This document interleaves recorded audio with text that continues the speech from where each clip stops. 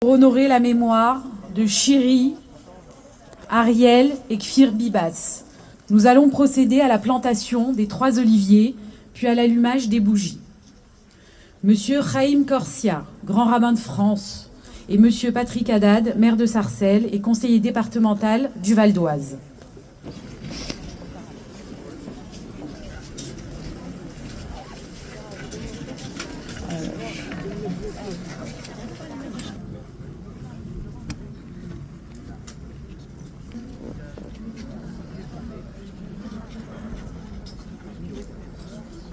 Ariel, 4 ans, Kfir, 9 mois, Shiri, 34 ans.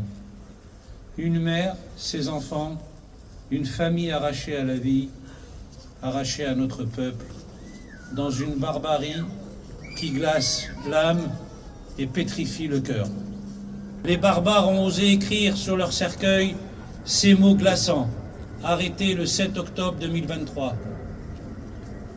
Comme si ces enfants, cette mère, avaient été des criminels, comme si leur existence même était une faute. Ce n'était pas une arrestation, ce fut un enlèvement, ce fut une exécution, ce fut un crime. Un crime contre l'humanité, un crime contre l'innocence, un crime contre nous tous. Car cette affirmation insoutenable et morbide, il n'y a qu'une seule réponse: enlever, assassiner, parce qu'ils étaient juifs. Nous avons été particulièrement choqués de lire dans la bouche de certains, ou pour ne pas dire de certaines, que la mort de Ariel et Kfir aurait été due à des bombardements sur la bande de Gaza d'Israël.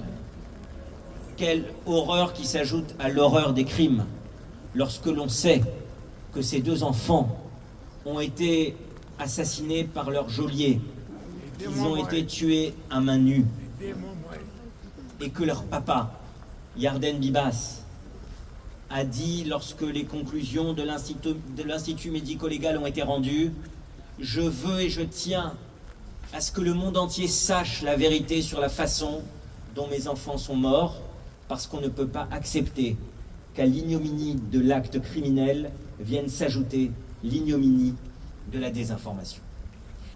Israël a connu le plus grand pogrom, le premier pogrom du XXIe siècle, le premier pogrom depuis la Shoah, comme nous le rappelons à de nombreuses reprises dans nos interventions, le grand rabbin de France et moi, depuis le 7 octobre 2023.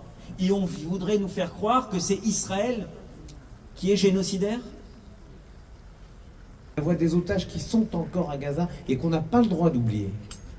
Parce qu'on pourrait être pris par l'horreur de ce qui se passe, mais il faut garder l'espérance.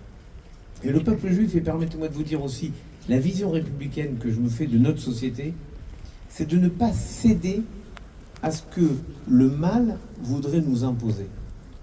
N'oubliez jamais que les soldats israéliens ont eu l'interdiction formelle de voir les films du 7 octobre pour ne pas entrer dans Gaza animés de l'esprit de vengeance. Non, ils sauvaient leur pays, ils faisaient leur travail, leur vocation de défendre l'État d'Israël et la société israélienne.